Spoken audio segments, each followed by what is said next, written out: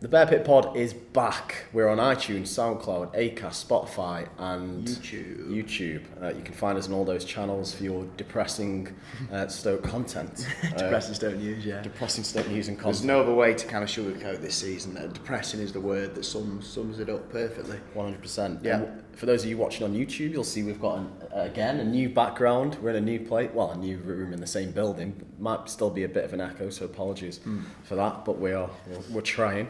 We've had a bit of a break. We've missed a few games, so to say, to cover on this podcast. I forget where we left off. You know what? I think that we left off. I think we just put in a very good performance against Sheffield Wednesday at home. And I think the general tone of that one in the context of the season was quite positive. Good performance. Bojan was back and he looked quite good. Spoke too soon. Since then it's been generally... Well, no, it's been shit. Yeah, it's been shit. It didn't maintain that sort of brief, positive moments at all. The week before I was in Gibraltar. Last week at the Avengers premiere. Yeah, superheroes, you love all that. E16. I don't, not a fan of it. You're missing out. Craig, imagine 22 films over 11 years coming together as one big climax.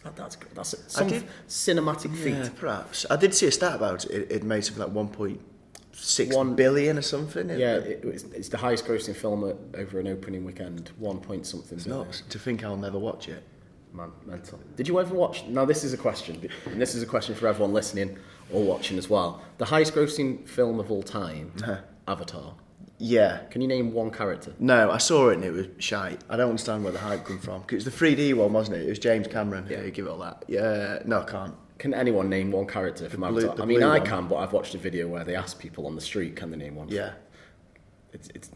How is it the highest grossing film? But I hear they're going to do a new set of them, aren't they? Yeah, they're doing more. They're doing more soon. I won't be watching that. But yeah, we're not too asked about Avatar. Most recently, probably the game worth mentioning, it was a 2-2 draw. That was there was goals. There was some highlights against Tom Norwich. Edwards' goal, which was genuinely one of the highlights of the season, which is sad in itself. But yeah, it was a great goal from Tom Edwards. Good second half. I don't know what else to say about it. It went a bit crazy, that game, didn't it? It did go a little bit nuts. I mean, prevented that was Norwich. probably quite normal, but we're used to a few goals being crazy for us. Yeah, another 2-2 draw. I get the impression the theme of this podcast might revolve around us drawing, because that's something we like doing this season, don't we? The draws. We absolutely love it, don't we? And then more recently, and obviously this weekend, was Millwall. Yeah. 0-0 away from home. Weird game. Another 0-0 draw. Another 0-0 draw. Another uninspired performance. Where do we start, Al? Where do we start? I don't know. I mean, I watched the first half intently because it's quite hard to watch a Stoke game intently these days. And McLean in the bar is the only thing I can remember. I mean, I went to the game and it was all right. We were the better team against a poor Millwall side. We were the better team, but that doesn't mean anything in the context, really, does it? We looked comfortable-ish for 2/3 of the pitch, but what is becoming a consistent and reoccurring theme now is that when we get to the final third, it just falls apart. It falls apart. Something doesn't work with this formation of the players or something. We just look a little bit toothless up front. And I've said that a million times. A broken record this season. It just gets to the final third. We've said that. Fizzles. We've said that a hell of a lot on this podcast. And yeah, again, like I say, it fizzled out. 0-0. I can't even remember anything. I'd switched off the second. Not switched off. I didn't turn it off. I've paid for my £5 stream. Come on. Yeah. Nothing happened the second half, honestly. And literally, I can't name a thing. There was, I mean, like I said, I was there and I can't remember. I remember a vague goalmouth scramble. I remember a Phobia had a bit of a chance in the box, which he didn't capitalise on. Which I seem to remember it provoked a bit of a row between McLean and a Phobia on the pitch. They were having a bit of to do. They weren't happy with each other. I mean, I don't think we're being over the top when we said nothing did happen the second half. It was just a game that kind of like hovered in the middle of the pitch. Millwood had a little bit of a go at us and played better in the second half. But if you come here to this podcast for a bit of match analysis, what went wrong, what happened, you're not going to get it because it was very, very standard and uninspired. And I think that's exactly the way to. What a way to sell a podcast. To put it. I know. It's good, isn't it? What have we got do? there? Nothing's happened. I mean, these past few seasons we've done the podcast, there's not been many. But at least last season we were in. Well, I don't want to be in a relegation battle, but there was excitement, wasn't there? Because you thought, we could stay up, we could do this. Every game we went into was real anticipation. Whereas this season's been wiped out since what, Christmas?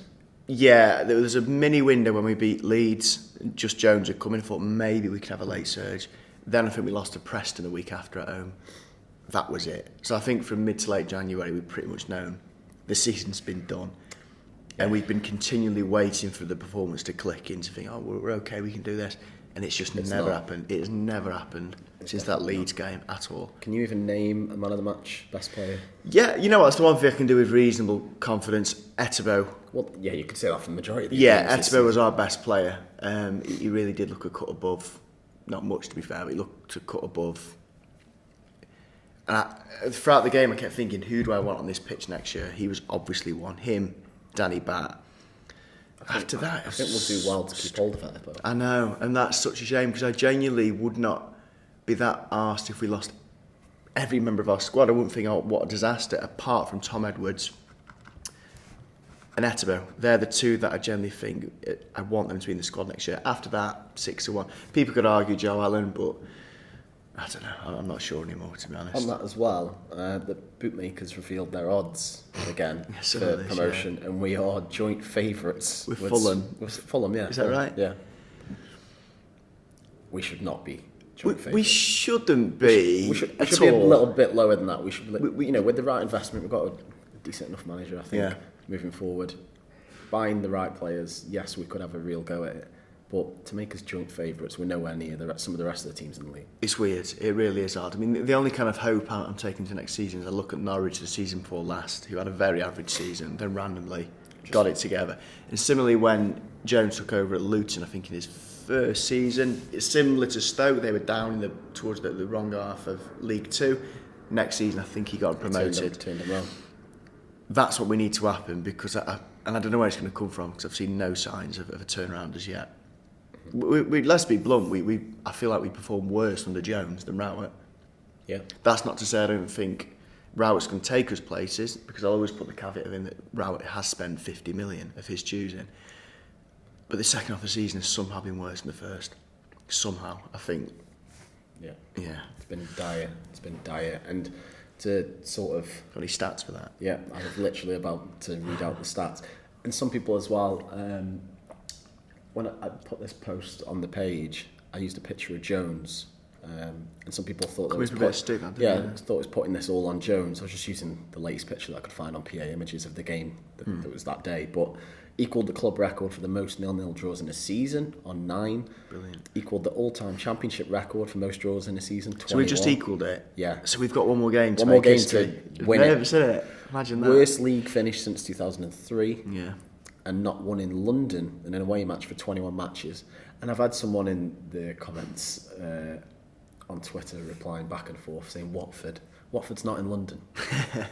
It's in Hertfordshire. Yeah, it's not. Okay? It's not. If you Google it, stop having a debate with me saying that there's a tube station and that it's on the M25. It's not in London, okay? That's fact. Jesus, the things I have to do and people have to argue with on managing this page.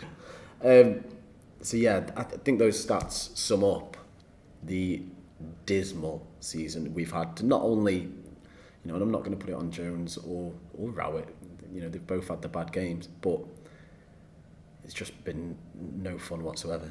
And those draws and the most 0-0 say it all. They've just been nothing games. They really have. They really, really have. And we've done load of podcasts this year and videos here and there and whatnot, but I've generally come to a conclusion now where I've given up trying to guess what's wrong now.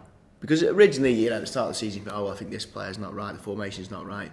I feel like with the squad that we had available, we've literally tried every formation, every play in every position. We've tried kind of different managers. It's not made a difference. It really, really has not made a difference. Do you think it's a deeper-rooted problem in the club? Or? I don't think it's the club. I mean, people have kind of made reference to upstairs and the board and all that sort of stuff, but it comes down to the players only. It has to be. Because, what else is it? Mentality? Or? Well, it's that. it's the biggest hangover of relegation that's ever existed. It really, well, apart from those that go down again, something like Sunderland, but it's the mentality still. Stuck in a rut. Have you got an answer to what's happened? Why has it gone so wrong? I think it is a lot of that mentality and in the changing room and in the dressing room after relegation. But then you look at West Brom. Yeah, but They've I think, not done I think it. they had the win and the drive from a new manager coming in that they all wanted. So Darren Moore, they all very much wanted him in as the manager to replace the previous person at the helm. And he was a win with them. He'd come from within the club. Yeah. And I think that was even though they went down under him in the Premier League, that was a small revitalisation within the club before they went down. He actually, once they were relegated and he took charge, he ground out some decent results. So I think that was little bit different to us as they changed manager before they went down. I'm honestly at a loss. I don't know why it's got. I mean, we spent what 50 million quid or something in the summer. We're the bookies' favourites, and I don't know. Give up. It needs a massive clear. I mean, who would you keep next year? Obviously, Atterbo. Jack Butland, I don't think we'll hold on to. No, he's so which means we're going to need to get a keeper in. And I pray to fucking God, by the way, it's not Joe Hart because he's available. I pray to God. He is woeful. He'd be alright with Championship, wouldn't he? No, he wouldn't. He's old. He's full of mistakes. He's been making mistakes through the past however many years. He's done terribly at Burnley. Dropped as soon as Heaton was back. Heaton's got the number one straight back off him. I think he was dropped before that. I think he was dropped. What was the other lad that they've got at Burnley? He's injured. I think he got injured. Pope. Yeah. Nick Pope. So he was dropped for Pope even. Joe Hart is someone I would not touch with a barge pole. No chance. We're not linked to him, are we? We're not linked to him, but he's available, and you know what the Stoke board are like. You can get Joe Hart on the cheap for free, or just please not Joe Hart, please not Joe Hart. But I don't have an alternative to give you. Begovic again. I've heard a few rumours about Begovic. I don't mind him back. I think he'd do all right. Yeah, he probably would, but again, he's another one who's getting on. He fell out of favour at Bournemouth. He isn't even starting for them every week. Boric is. I don't know. It's a difficult one. I haven't got an answer for you there on what keeper we should. Federici. Give him a go. I haven't seen enough of him to say if he could have that first team spot. But we've also got to keep hold of Tom Edwards. Tom Edwards won't go anywhere yet. Tom Edwards won't go. I could see him going in a couple of years' time if we don't make the right progress. Another one that could potentially go is Joe Allen. I could see Joe Allen leaving. Are you bothered by that? Not as much as some people will be. I've never, well, not for a long time. I've not seen a player split the fan base as much as Joe Allen. Some I've kind of heard a quote that he's been the reason we've gone on this tumble. Some think he's great. He's our best player by a mile. I'm still a little bit of a loss. I'm still not sure if he's a defensive midfielder, if he's an attacking midfielder. I still don't quite know his true best position. But I genuinely have been. I'm undecided on Joe. I wouldn't be gutted if he went. I wouldn't mind if he stayed. I think he's our bar Jack Butland. He's the player that's probably held on to the most value, the most. I think he's got a reasonably decent reputation outside of Stoke still, which I don't think is that reflective anymore. So I think we could sell him for decent money still. And then after that, I'm not asked. Yeah. Danny Bat obviously has just come, and I think he's been great since he's come in. We should keep Danny Bat. Bat. Rate Danny Bat. Keep hold of all the youngsters. But honestly, Bojan, I think Bojan could go. I think he'll leave. And then maybe Ince. He's been terrible recently, but when he's firing in the Championship, he'll come good. I think you're right. Ince has come in for quite a lot of stick towards the second half of the season. Deservedly so. He's been terrible. He has, but I still think there's just something about it. But you know what we were saying earlier, we don't know the issue, but Bats, Edwards, Etebo, I honestly wouldn't care if McLean went, Joe Allen went, Afobe, he could go. Yeah. I don't honestly think there's... Bruno could go. And that says it all. That I'd be so willing to let so many players go. I really would. Charlie, Fletcher. I keep Charlie. Always keep Charlie. Never in a million years. To try and rescue this podcast from all the negativity, positive this season, there were some of the youngsters that have come through. You've got your Edwards, Verlinden, Collins. Yeah. I think that's quite positive. that we're starting to blood them in the team. Collins has done well. He has done Hopefully well, he's got some sort of place in the club for next season. And also looking elsewhere, Sutar doing well out on loan. Tyrese Campbell. Yeah. How has he scored Scoring now? for fun. He's on Is he? 7 or 8. I don't know why we got rid of him. Scoring for fun for the Shrews. So, there's some options there for next season, and it looks like we've actually got some youngsters who can do something. Tom Edwards obviously had a brilliant season, and I can probably come on to now who are you thinking for player of the season, because he is up there as a lot of people's first candidate, like their choice. I mean, it's clearly between Edwards and Etebo. I actually said the other day in a video that I think... And Butland. Yeah, he's third, but I don't think he's player of the season territory. On the video the other day, I probably said Tom Edwards for me. I think purely because it's a decent story, isn't it? It's like a nice story, local lad that's come through. Rounded it off with that goal the other week. Yeah, I'm going to give it Edwards because I get the impression that Etebo's going to go. Not that that should be the criteria for who wins it, but Edwards is going to be next season. I think he deserves it. He gives a shit about this club, Etebo. I don't know, who knows. I think my vote goes to Etebo, just because of the position he's in. If he wasn't as he has been this season, we'd be in a hell of a lot more trouble. Yeah, you know what? If remove Etebo from this squad, or maybe Jack Butland, we were closest to a relegation battle. Yeah. Bar a player or two before. 100%. We really were. Another season we could have done a Sunderland, so yeah, you can't argue them facts. I'm going to give it Tom Edwards purely for ridiculous reasons that he was a local young lad that come through, which shouldn't be the criteria, but whatever. Okay, So I'm going to give it Etebo. Let us know in the comments who is your vote for player of the season. I found it so weird, by the way, on that voting sheet that they did, which was done by Survey Monkey as well. It wasn't even on the Stoke website. Like, what are we doing with some of our fucking media? And anyway, on the sheet was Berahino. Why is he even there as an option? People were voting for him for a laugh on the internet. Had a cracking season, hasn't That sums up if everyone just went on and piled in Berahino for a laugh and he won it. he? Yeah, well, yeah, that'd be a good one. A quick award. Most underwhelming. You just making up awards. Yeah, most underwhelming player of the season. Right. Who are you going for? I've got a candidate. I just have to get out there. Let's drive him at the wall. Go on. Phobe. Yeah. Phobe's been... It's weird, I think he's our leading scorer as well, but I just think... And weirdly, I don't even direct my annoyance towards him necessarily, because I just think he's continually been asked to play this lone striker role, and it's by both Rowett and Jones, and it's so clear it's not him. Millwall, it was driving at the wall that he was starting in that semi-kind of lone striker role, and we had Vokes on the bench. It's clear as day that he should not be in that position. I was going to say, if you're playing a lone striker, it should be Vokes. Yeah, 100%. Not a Vokes. And what was he, 12, 13 million? 12 million. 12, 13 million. A lot of money. I think laugh, you cry. It's ridiculous. Lot of it's brass. ridiculous. McLean was 6 and he's 29. Give him a 4-year contract. Whose idea was that? Clickers was 6. Who else did we get? Ince was 12. Oh, it's insane, isn't it? We spent some mad money, and not one of them has performed to a decent standard. For it. Not one of them has performed to a decent standard. We've also announced. You remember when we did the pre-season tours and they were abroad, like last little jolly ups. We've got a good one, haven't we? No more of them. No more of them. I think there's going to be a training camp just for the players that's abroad for a few days, but we've announced our first pre-season game, which is away to Lincoln on July the 24th, 7:45 kickoff.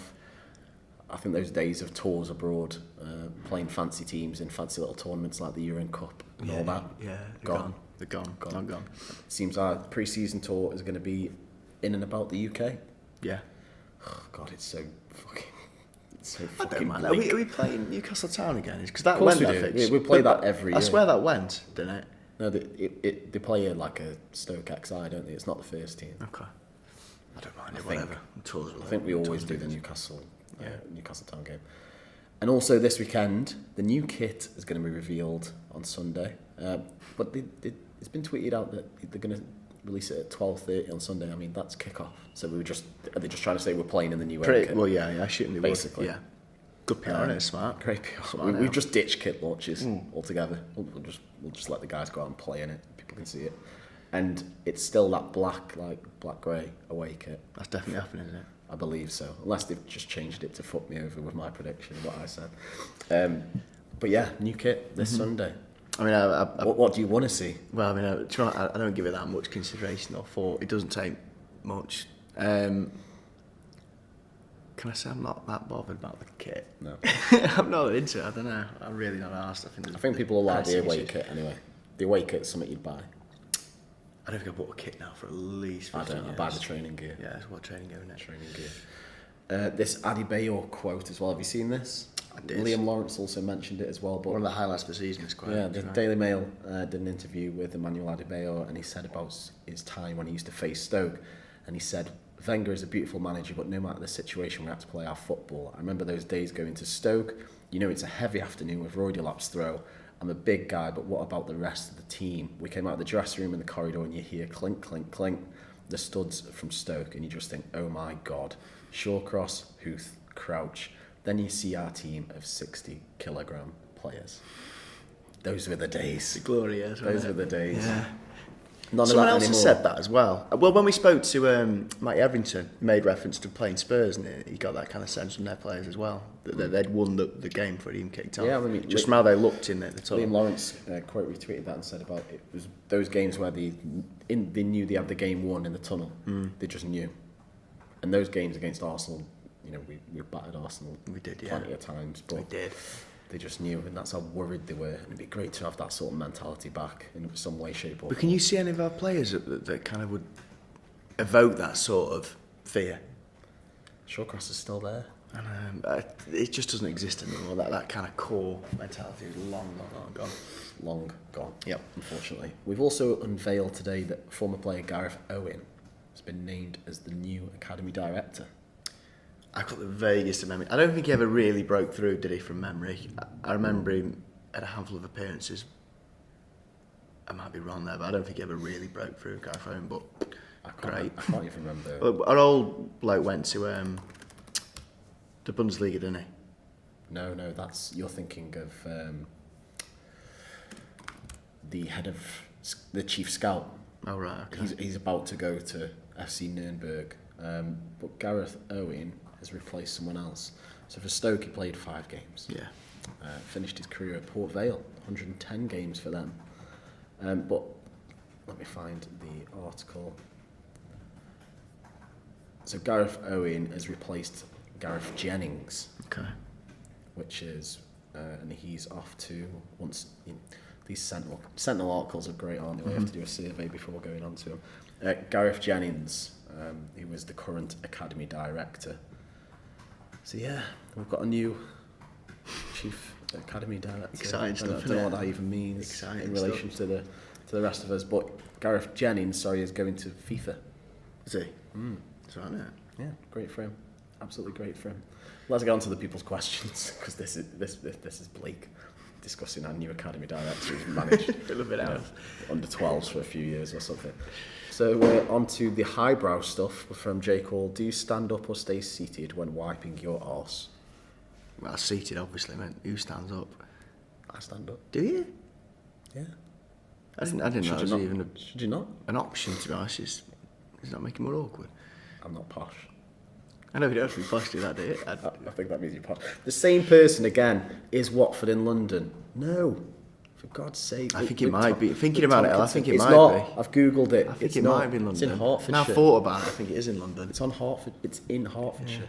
Yeah, Watford, London, that's it. That's the same, isn't it? Watford, London. Definitely not. Stephen Hubbard's seen a lot of comments previously saying the squad needs a complete overhaul, but then saying we need to keep Butland, Edwards, Batt, Allen, Etebo, Verlinden, Bojan, which is the majority of the squad. Do you think we need complete changes or just tweaks here and there?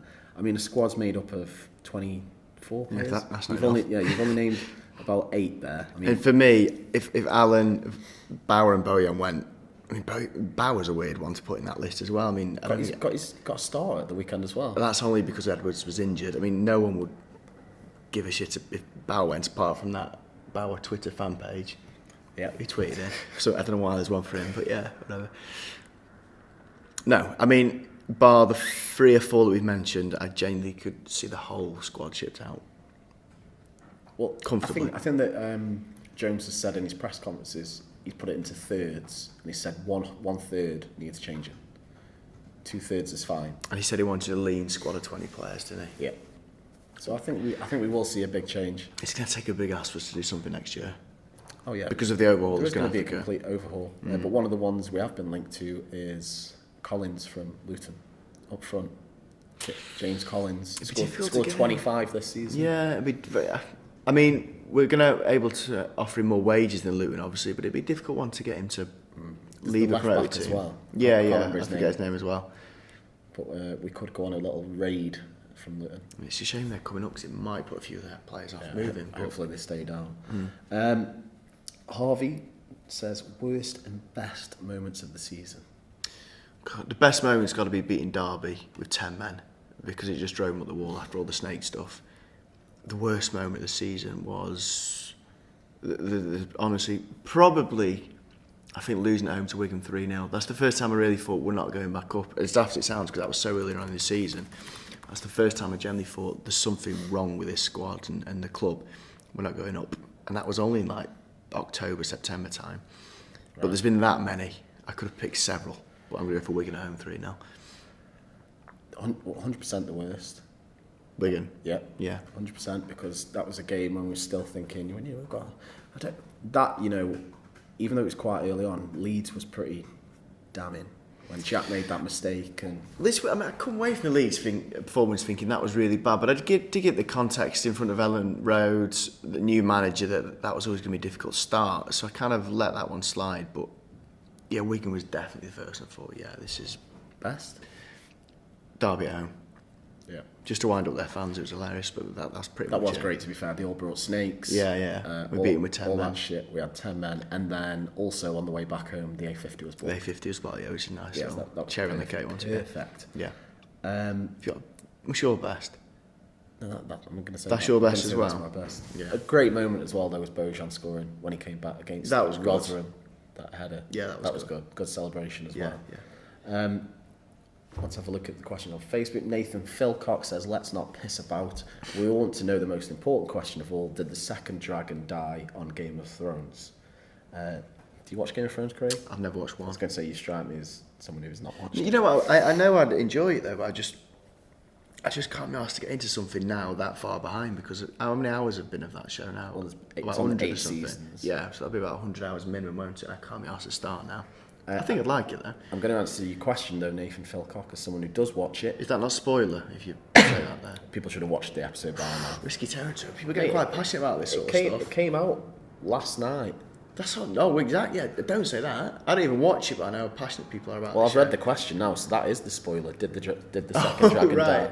Well, did it die though? Isn't that the real spoiler? No, it didn't die. It's in the trailer for the next episode. If you just stop it at the right point. So no. I might have spoiled that for people. I don't know. Probably. You should have watched it by now. You need to put a spoiler warning at the start of this one now. You should have watched it by now. Let's have a look. Matt Bennett says, can he have his top fan badge back on Facebook? My life just hasn't been the same without it. Sorry, mate. You have to earn them. We don't get out of it more if that's a big issue in your life. Martin Batcher says, might sound bizarre, but personally, I think we need to clear most of, if not all, of the Premier League team that got us relegated. Negativity is looming over us and has been for too long. Our team is full of Premier League rejects with no confidence, which will never return here at Stoke. It's time to get in young, hungry players who've been promoted from the League One or on the up, not McLean, Ince, Lucas, where the Premier League is in the past for them. We need players with the mindset of half full rather than half empty. Perfectly put. I think that's going to be the question of the week. That's great. That's perfect. Agree more.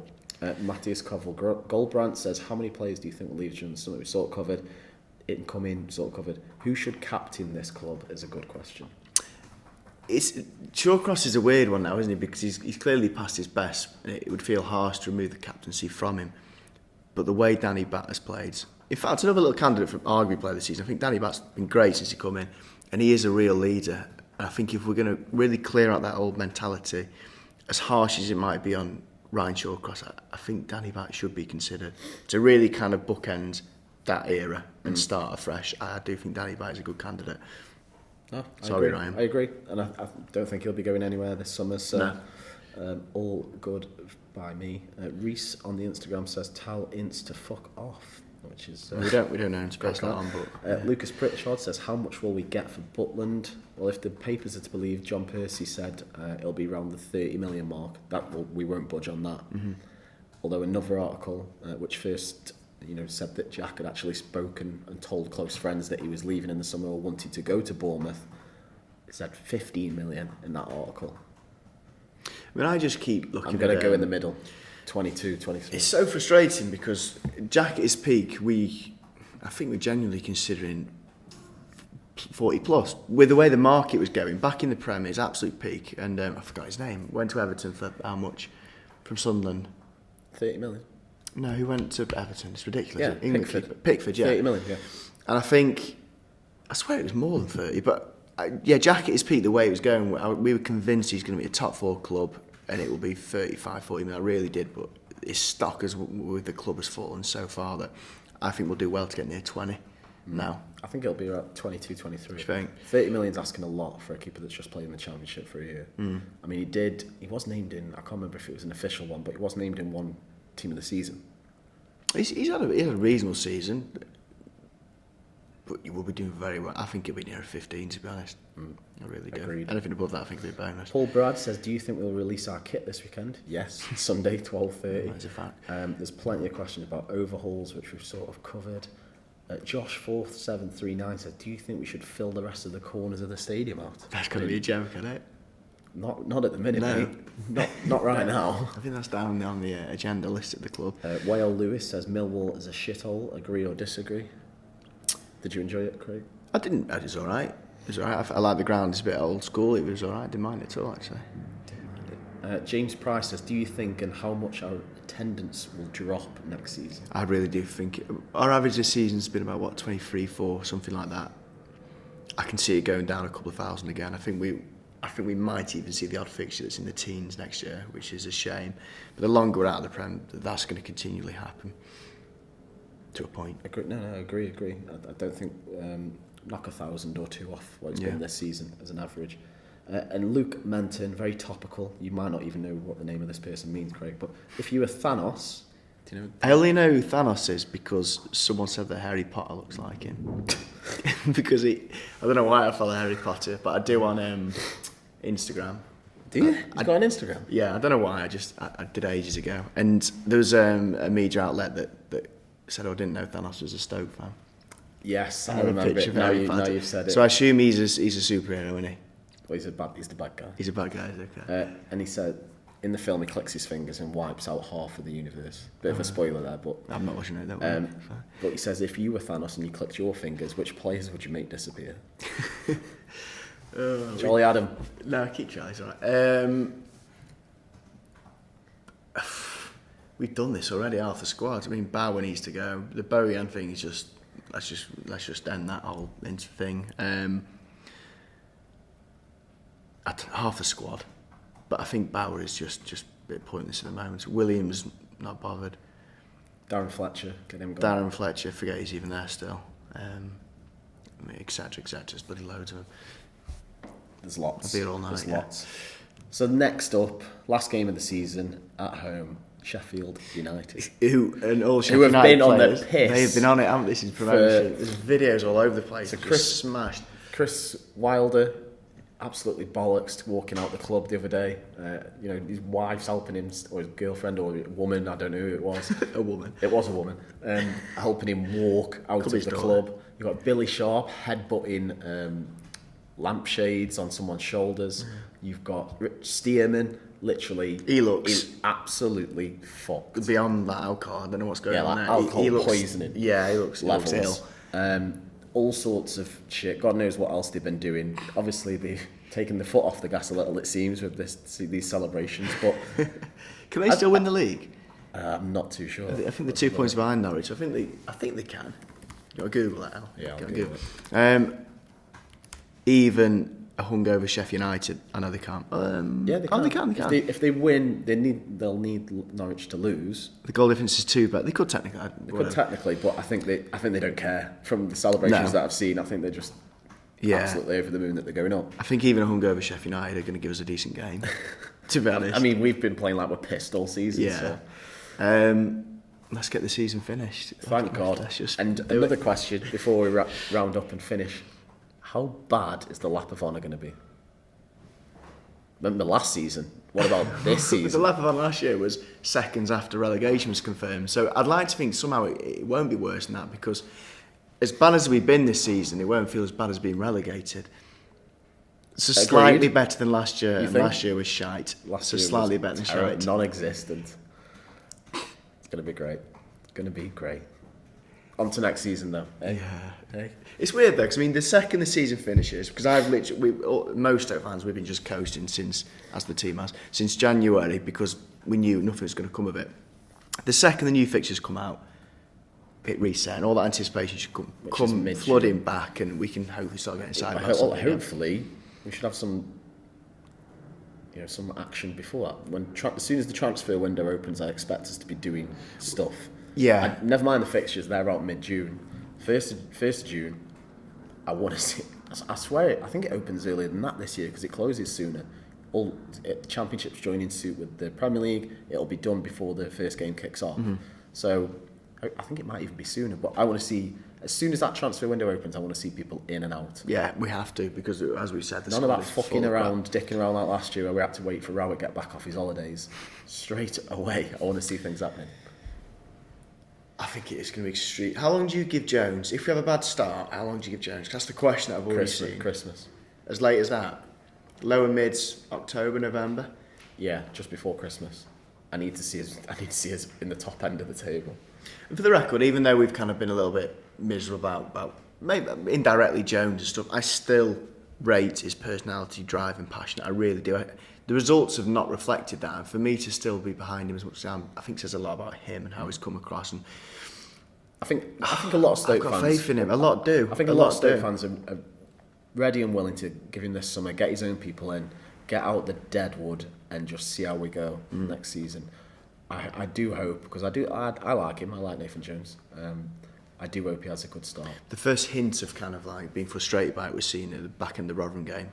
I don't think fans were booing him, they were booing the whole situation. It was a little bit worrying that was starting to kick in. If we have a bad start next season, it'll get toxic quick. Great. The start's huge. Well, that's been the Bear Pit Pod. Fun, wasn't it? Yeah, subscribe wherever you're listening, watching. Leave us a review. SoundCloud, iTunes, Acast, Spotify, all that. Yeah. And we'll be back next week probably. If we haven't Game of Thrones chat, Avengers chat. More of that. Be good. Thanks for watching. Try.